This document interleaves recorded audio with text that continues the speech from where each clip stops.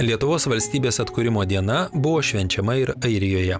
Į vasario 16-ąjį paminėti skirtą iškilmingą priėmimą Dublino mero rezidencijoje Mansion House buvo pakviesti vietos politikai ir užsienio šalių ambasadoriai. Priėmimą organizavo Lietuvos ambasada Airijoje. Po oficialios minėjimo dalies šventė persikėlė į Šventojo Andriejaus bažnyčią, kurioje buvo surengtas koncertas visiems Airijos lietuvių bendruomenės nariams. Tautiečius nuoširdžiai pasveikino Lietuvos ambasadorė Airijoje Rasa Adomaitinė. Susirinkusiems koncertavo svečiai iš Lietuvos, Baltijos šalių kvartetas.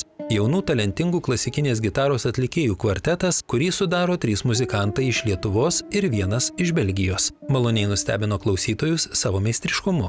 Šventinį vakarą skambėjo daug visiems puikiai žinomų kūrinių.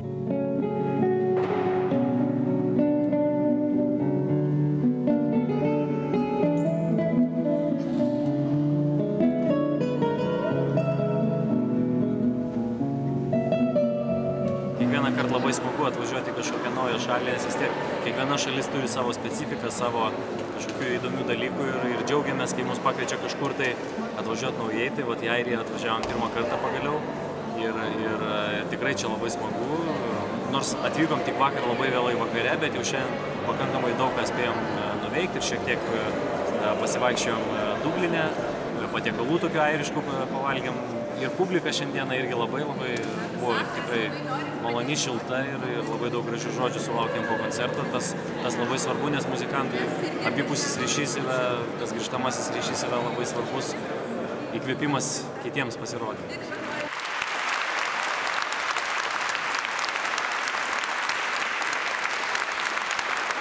Lietuvos valstybinę šventę minėjo ir Dublino 4 vėjų lituanistinės mokyklos bendruomenė. Mokykloje dirbantys mokytojai vaikams papasakojo apie šios gražios šventės istoriją bei svarbą.